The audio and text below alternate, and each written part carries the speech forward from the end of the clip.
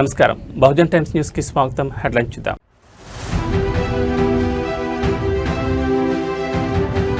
Bihar CM పదవికి నితీష్ కుమార్ రాజీనామా. Governor కలిసి రాజీనామా అందించిన నితీష్.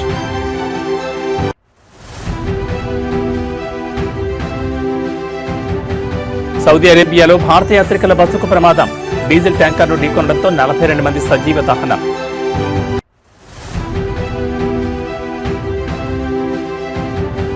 ఐబొమ్మ రవి వద్ద 50 లక్షల మంది డేటా ఉంది. 20 కోట్లు సంపాదించాడని సిపి సజ్జనార్ వెల్లడి.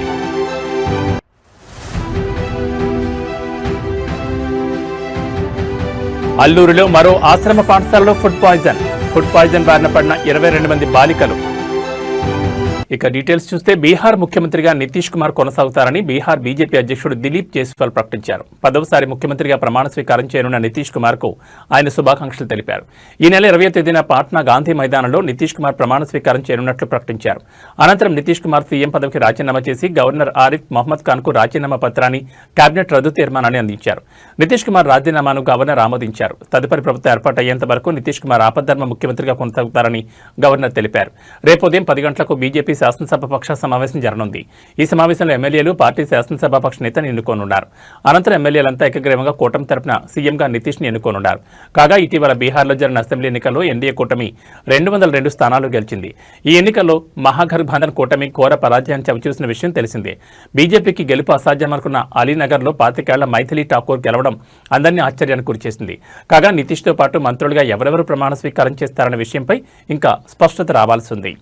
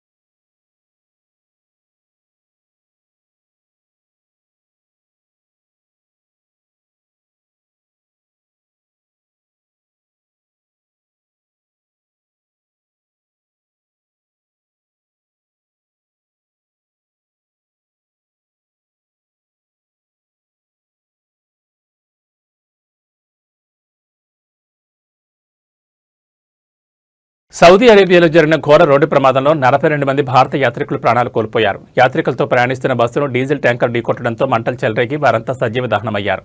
ఈ ఘటనలో మరణించిన వారిలో ఎక్కువ మంది హైదరాబాద్ నగరానికి చెందిన వారే ఉన్నట్లు ప్రాథమిక సమాచారం అందుతోంది. పవిత్ర మక్కా యాత్రను ముగించుకుని యాత్రికులు బస్సులో మదీనా నగరానికి బయలుదేరారు. ఈ క్రమంలో వారి బస్సును ఎదురుగా వస్తున్న డీజిల్ ట్యాంకర్ బలంగా ఢీకొట్టింది. దీంతో ఒక్కసారిగా మంటలు చెలరేగి బస్సు మొత్తం వ్యాపించాయి. ప్రమాద తీవ్రతకు బస్సులో ఉన్న ప్రయాణికులు బయటకు రాలేకపోయారు. ఈ దుర్ఘటనలో 20 మంది మహిళలు, 11 మంది చిన్నారులు సహా మొత్తం 42 మంది అక్కడికక్కడే మరణించినట్లు ఆంగ్ల మీడియా కథనాలు వెల్లడించాయి. ప్రమాద విషయం తెలియగానే సౌదీ అధికారులు సహాయక చర్యలు చేపట్టారు. మృతుల వివరాలను గుర్తించే పనిలో నిమగ్నమయ్యారు. ఈ విషాద ఘటనతో వారి కుటుంబ సభ్యులు తీవ్ర ఆందోళనకు గురవుతున్నారు. ఈ ఘటనపై పూర్తి వివరాలు ఇంకా తెలియాల్సి ఉంది.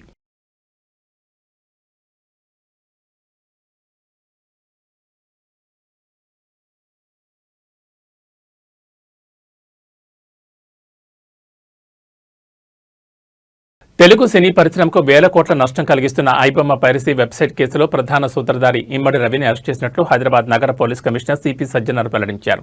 ఈ కేసులో ఆయన విస్తుపోయే నిజాలను మీడియా ముందుంచారు. ఈ రోజు కమాండ్ కంట్రోల్ సెంటర్లో చిరంజీవి, నాగార్జున, దర్శకుడు రాజమౌళి, నిర్మాత దిల్రాజ్ తదితరులు సిపి సజ్జనార్తో భేటీ అయ్యారు. ఐబొమ్మ నిర్వాహకుని పట్టుకున్నందుకు సైబర్ క్రైమ్ పోలీసులను వారు అభినందించారు.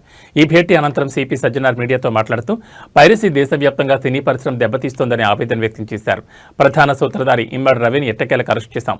బాలీవుడ్, టాలీవుడ్ చెందిన వేలాది సినిమాలను ఇతను పైరసీ చేశాడు. పైరసీ ద్వారా సుమారు 20 కోట్లు సంపాదించినట్లు ఒప్పుకున్నాడు. అతని నుంచి 3 కోట్లు స్వాధీనం చేసుకున్నామని తెలిపారు. రవి వద్ద సుమారు 50 లక్షల మంది సబ్స్క్రైబర్ల డేటా ఉందని, ఈ డేటాను దుర్వినియోగం చేసే ప్రమాదం కూడా ఉందని సజ్జనార్ హెచ్చరించారు.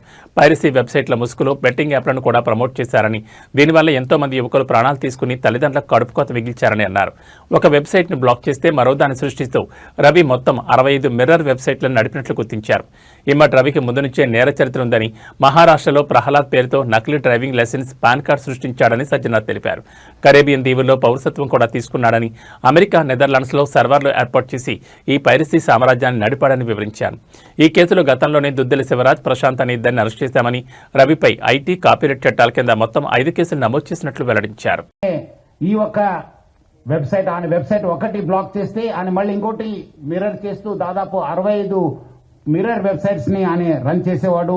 ఆయన మొత్తం ఆయనని ఇన్వెస్టిగేట్ చేసిన తర్వాత ఆయన దగ్గర ఉన్న హార్డ్ డిస్క్ అంతా రికవర్ చేసిన తర్వాత దాదాపు 21,000 సినిమాస్ ఆయన హార్డ్ డిస్క్ లో పెట్టడం జరిగింది. మొత్తము పాత ఫిలిమ్స్ అయిన గాడ్ ఫాదర్ మీ అందరు కూడా తెలుసు, చారిత్రాత్మక ఐతిహాసిక ఫిలిం అయిన గాడ్ ఫాదర్ అంటే 1972లో ప్రొడ్యూస్ అయిన ఆ మూవీ నుంచి మొన్న వచ్చిన ఓజీ మూవీ దాకా కూడా ఆయన దగ్గర ఈ హార్డ్ డిస్క్ లో ఉండడం మనము చూశాను. మొత్తము బాలీవుడ్, టాలీవుడ్ అందరు కూడా ఈయన చాలా మూవీస్ ఆయన దగ్గర ఉంది. చాలా నష్టం జరుగుతుంది.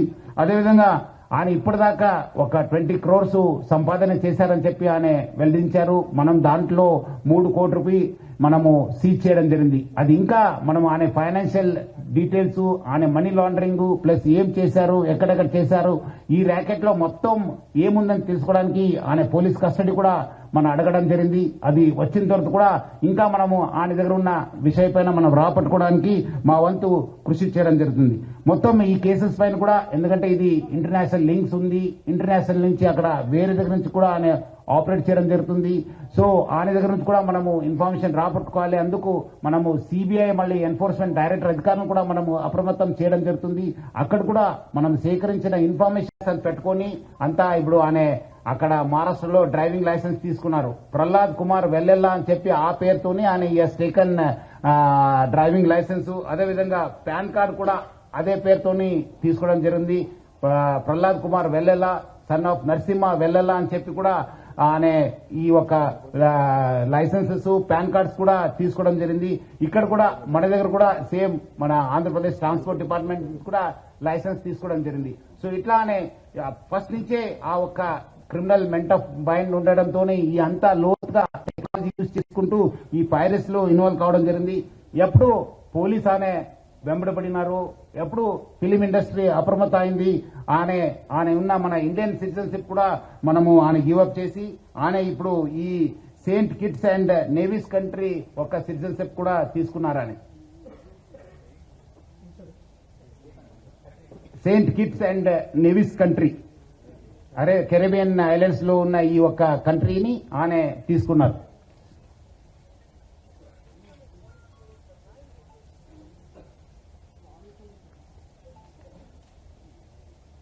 అదేవిధంగా ఆయన అక్కడ ఫ్రాన్స్ లో ఉంటూ మొత్తము Netherlands, Switzerland, USA, Thailand, France, Dubai లో బాగా తిరిగేవాళ్ళు. సో మొత్తం ఆయన ఈ వెబ్సైట్ డెవలప్మెంట్ లో, డిజైనింగ్ లో, హోస్టింగ్ లో చాలా అంటే చాలా ఎక్స్పర్ట్. అంటే చాలా సంవత్సరం నుంచి ఆ విద్యాన్ని నేర్చుకొని ఈ నాలెడ్జ్ ని పెంచుకొని ఇదంతా ఐబొమ్మ, బొప్పం టీవీని ప్రమోట్ చేయడం జరుగుతుంది. 2019 నుంచి ఈ ఐబొమ్మ వెబ్సైట్ ని స్టార్ట్ చేసి మొత్తం అనే సర్వర్స్ అంతా అమెరికా, స్విట్జర్లాండ్స్ లో పెట్టడం జరుగుతుంది, నెదర్లాండ్స్ లో పెట్టడం జరుగుతుంది. మొత్తం అనే 110 డొమైన్స్ ని ఆయన పర్చేస్ చేశారు. పోర్క్బన్ కంపెనీ అని చెప్పి దాని ద్వారా ఆయన 110 డొమైన్స్ ని పర్చేస్ చేయడం జరుగుతుంది. ఒక డొమైన్ ను మనం బ్లాక్ చేస్తే నెక్స్ట్ ఇంకోటి డొమైన్ ఓపెన్ చేసేది.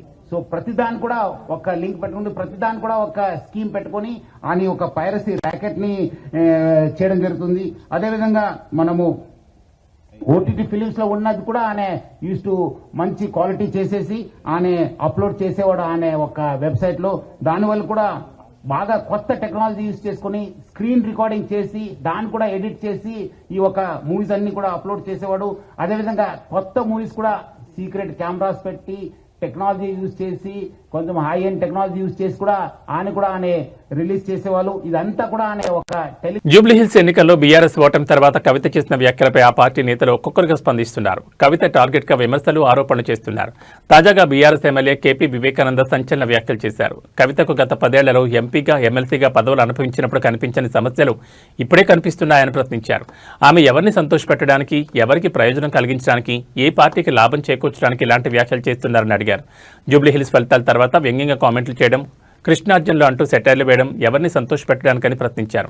కవిత కాంగ్రెస్ పార్టీ ట్రాప్లో పడ్డారని ఆరోపించారు. మరి ఎన్నికల్లో ఫలితాలు వచ్చిన తర్వాత ఈ రకమైన విశ్లేషణ చేసి మమ్మల్ని దూషించడం, మమ్మల్ని తప్పుపట్టడం, కృష్ణార్జునులు అని చెప్పి ఒకరిపైన ఒకరిని వ్యంగ్యాస్త్రాలు చేసి సెటైర్లు వేసి ఎవరిని సంతోషపెట్టడానికి కాంగ్రెస్ పార్టీ ఒక నెరేటివ్ లో ఒక ట్రాప్ లో పడ్డదని చెప్పి స్పష్టంగా ప్రజలందరూ కూడా నమ్ముతా ఉన్నారు.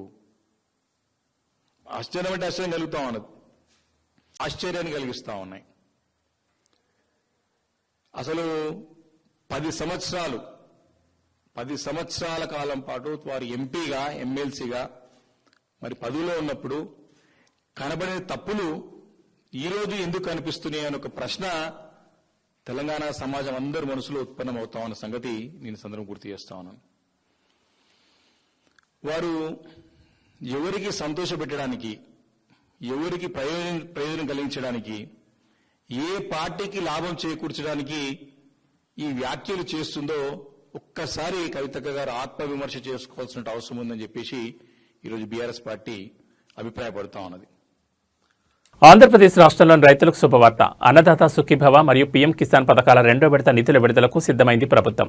ఈ నిధుల విడుదలపై రాష్ట్ర వ్యవసాయ శాఖ చర్యలు వేగవంతం చేసింది. ఈ నేపథ్యంలో వ్యవసాయ శాఖ మంత్రి అచ్చెన్నాయుడు అధికారులతో సమీక్ష నిర్వహించారు. టెలికాన్ఫరెన్స్ ద్వారా వ్యవసాయ శాఖ ముఖ్య కార్యదర్శి, డైరెక్టర్, అన్ని జిల్లాల వ్యవసాయ శాఖ జేడీలకు మంత్రి మార్గదర్శకాలు జారీ చేశారు. ఈ నెల 19వ తేదీన అన్నదాత సుఖీభవ పథకం నిధులు విడుదల చేయనున్నారు. అదే రోజున పీఎం కిసాన్ పథకం కింద కేంద్ర ప్రభుత్వం కూడా రైతుల ఖాతాల్లో నిధులు జమ చేయనుంది. వైఎస్ఆర్ జిల్లా కమలాపురం నియోజకవర్గంలో ముఖ్యమంత్రి నారా చంద్రబాబు నాయుడు ఆధ్వర్యంలో కార్యక్రమం నిర్వహించనున్నారు. ఇక సమీక్షా సమావేశంలో మంత్రి అచ్చెన్నాయుడు కీలక నిర్ణయాలు తీసుకున్నారు. చనిపోయిన రైతుల వారసులకు డెత్ మ్యూటేషన్ చేసి పథకం వర్తించేలా చర్యలు తీసుకుంటున్నారు. ఎన్పీసీఏలో ఇన్యాక్టివ్గా ఉన్న ఖాతాలను యాక్టివేట్ చేయాలని ఆదేశాలిచ్చారు. అర్హత ఉన్న రైతులు సులభంగా రిజిస్టర్ చేసుకునేలా ఆన్లైన్ వ్యవస్థను సింప్లిఫై చేయాలని సూచించారు. ఈ విడతలో మొత్తం లబ్ధిదారుల సంఖ్య 46,62,904 మంది రైతులుగా ఉంది. రైతులకు జమ అయ్యే మొత్తం 7,000, ఇందులో రాష్ట్ర ప్రభుత్వం 5,000, కేంద్ర ప్రభుత్వం 2,000 చొప్పున జమ చేయనున్నారు. 2 పథకాల కింద విడుదలయ్యే మొత్తం నిధులు 3,77,77 కోట్లు. ఇక రాష్ట్ర ఆర్థిక వ్యవస్థకు రైతు బలం. అర్హులైన ప్రతి రైతుకు పథకం లబ్ధి అందేలా అధికారులు సమగ్ర ప్రణాళికతో పనిచేయాలని అని అధికారులను ఆదేశించారు మంత్రి అచ్చెన్నాయుడు.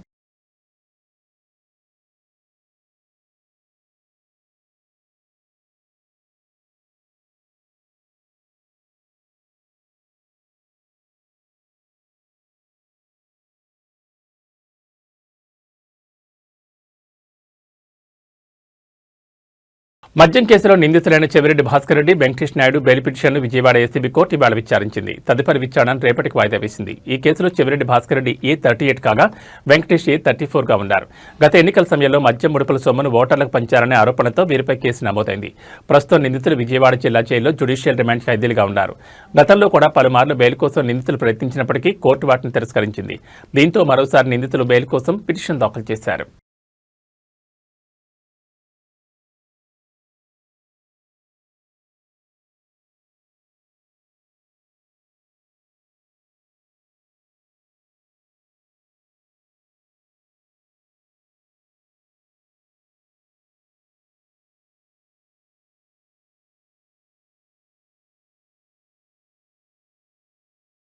అల్లూరు సీతారామరాజు జిల్లాలోని మరో గిరిజన ఆశ్రమ పాఠశాలలో ఫుడ్ పాయిజన్ ఘటన వెలుగులోకి వచ్చింది. వివరాలకు వెళ్తే జిల్లాలోని కొయ్యూరు మండలం రాజేంద్రపాలెం ఆశ్రమ పాఠశాలలో ఫుడ్ పాయిజన్ జరిగింది.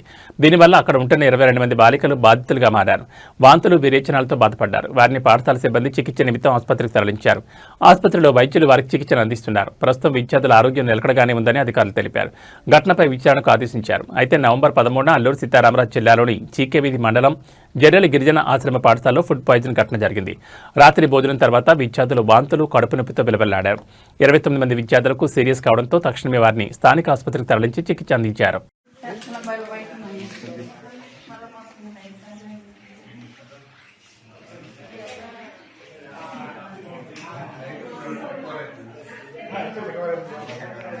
మీ అమ్మాయి కూడా ఉందా రాని ఈ అమ్మాయి లేదు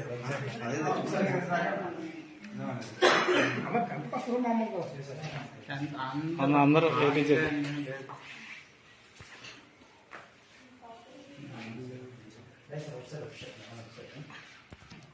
డిజిటల్ అరెస్ట్ మోసాలపై సినీ నటుడు నాగార్జున సంచలన విషయం వెల్లడించారు. తమ కుటుంబంలోనూ ఒకరు ఈ మోసగాల బారిన పడ్డారని, 2 రోజుల పాటు ఇంట్లోనే నిర్బంధానికి గురయ్యారని తెలిపారు. విషయాన్ని పోలీసుల దృష్టికి తీసుకెళ్లేలోపు మోసగాళ్లు తప్పించుకున్నారని పేర్కొన్నారు. ఈ మేరకు సోమవారం హైదరాబాద్ సిపి సజ్జనార్తో భేటీ తర్వాత జరిగిన మీడియా సమావేశంలో నాగార్జున ఈ వివరాలు వెల్లడించారు. ఐ రిమెంబర్ మా ఇంట్లో కూడా, మా ఫ్యామిలీలో కూడా just about 6 months back 7 months back ఇదే జరిగింది. ఆల్మోస్ట్ ఇంట్లో ఫ్యామిలీ మెంబర్ని ఒక డిజిటల్ అరెస్ట్లో ఆల్మోస్ట్ 2 days పెట్టారు. ఇదే సేమ్ ఒక ఆర్గనైజేషన్ ఇస్ డన్ సో వాళ్ళు ట్రాక్ చేస్తారు, వీక్నెస్ చూసుకుంటారు, ఎలా పట్టుకోవాలి, వీళ్ళని ఎలా చేయాలి అని చేసి, and they have all the details, credit card account details, everything. And కేవలం మనం తెలియకుండా ఏదో ఒక వెబ్సైట్ ఏదో దొరికింది, ఇది ఇంట్రెస్టింగ్గా ఉందని చెప్పి వెళతాం. ఇది సినిమాలు చూపించడం అనేది it is a big trap. అది వాళ్ళకేదో మీకు ఫ్రీగా సినిమాలు చూపించాలని కాదు, వాళ్ళకి దీని వెనకాల చాలా పెద్ద ప్లాన్ ఉంది. To make thousands of crores. This 20 crores అన్న సజ్జనార్ గారు అన్నది is a very small amount వాళ్ళకి. అండ్ 3 కోట్లు దొరికిందన్నారు, నాకు తెలిసి వాళ్ళకి జస్ట్ చేంజ్ అది. సో అండ్ నేను ఇంట్లో అప్పుడు మా family member had to approach the police. నాకు ఇలా జరుగుతుంది అంటే ఇమీడియట్గా when police came on line వచ్చినగానే వాళ్ళు 1 సెకండ్లో మాయమైపోయారు. వాళ్ళని ట్రేస్ చేయడం కూడా కుదరలేదు. తర్వాత అంత పకడ్బందీగా ఉన్నారు. సో తిరుమల శ్రీ వెంకటేశ్వర స్వామివారిని మెగా హీరో సాయి ధరమ్ తేజ్ దర్శించుకున్నారు. ఇవాళ ఉదయం వీఐపీ బ్రేక్ సమయంలో ఆయన శ్రీవారి సేవలో పాల్గొని మొక్కులు తీర్చుకున్నారు. స్వామివారి దర్శనానంతరం రంగనాయక మండపంలో వేద ఆశీర్వచనంతో అధికారులు తీర్థప్రసాదాలు అందజేశారు.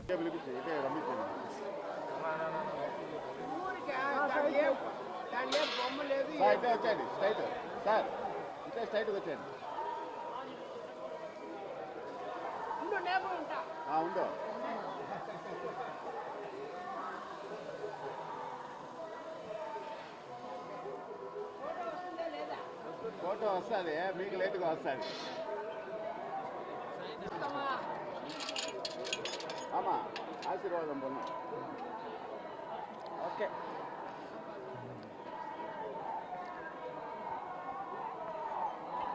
చూసుకుందా.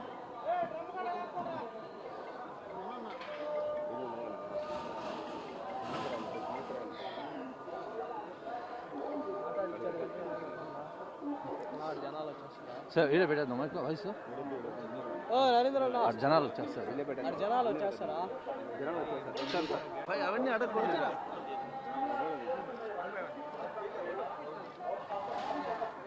బాబా మీరంతా కొద్దిగా జరిగితే నేను తీసుకుంటాను. ఏం మోహన్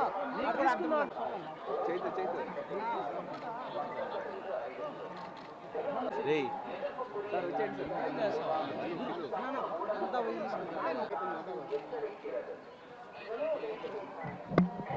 వచ్చాడు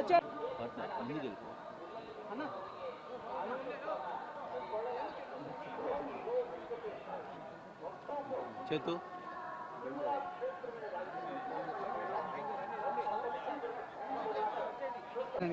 ఓకే సార్, మీరు కొంచెం సైడ్ రండి సార్.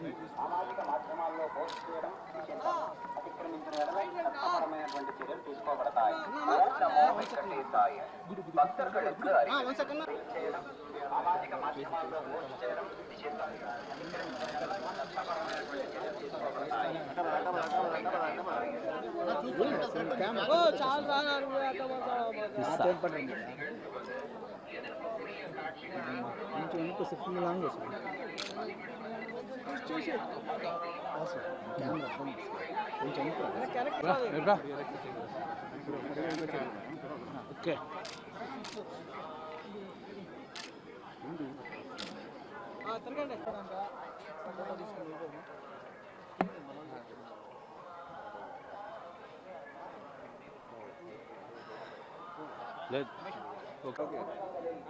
ఏం లేదండి, స్వామివారికి థ్యాంక్స్ చెప్తాను వచ్చానండి. ఆయన నాకు మంచి సినిమాలు ఇచ్చారు, మంచి లైఫ్ ఇచ్చారు. సో ఆయనకి థ్యాంక్స్ చెప్పుకుందాం వచ్చాను.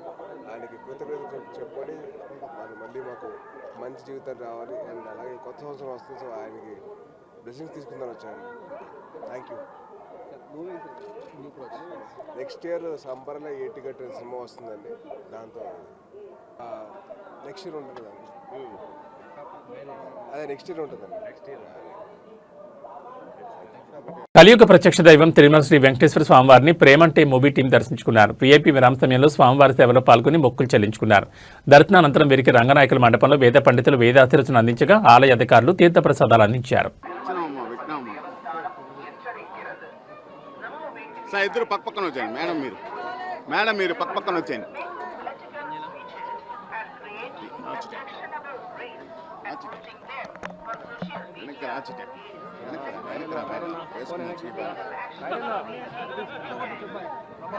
విశ్వ ఎందోను అది వేసుకో ఇప్పుడే.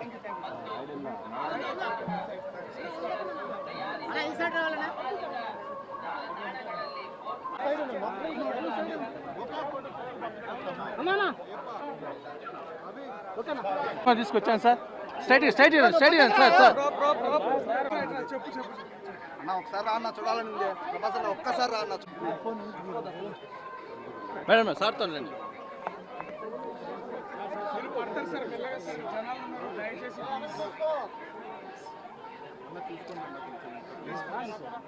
మాకు అలవాటే, మీరు రండి నాకు సార్.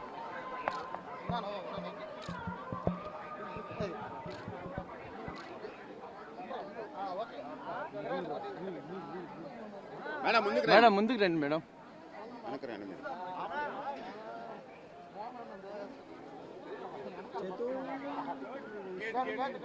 తీమని చెప్పు.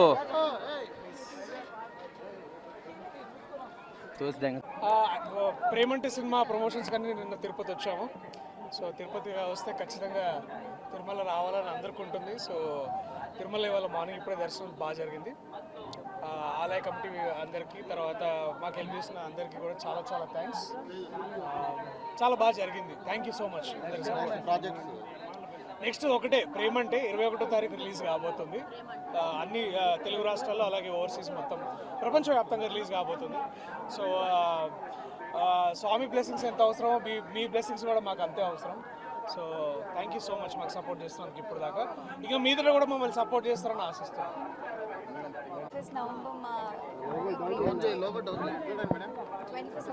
మూవీ ప్రేమంటే రిలీజ్ అవుతుంది. ఒక మంచి ఫ్యామిలీ ఎంటర్టైనర్. చాలా సంతోషంగా ఉంది ఈరోజు ఇక్కడ తిరుపతికి. నేను ఆల్మోస్ట్ 15 years తర్వాత వస్తున్నాను. చాలా చాలా బ్లెస్డ్గా అనిపిస్తుంది. అందరూ చూడండి, ప్లీజ్ సపోర్ట్ చేయండి. Thank you. ఇవి ఈ బులెటిన్ విశేషాలు. మరో బులెటిన్లో మళ్ళీ కలుసుకుందాం. నమస్కారం.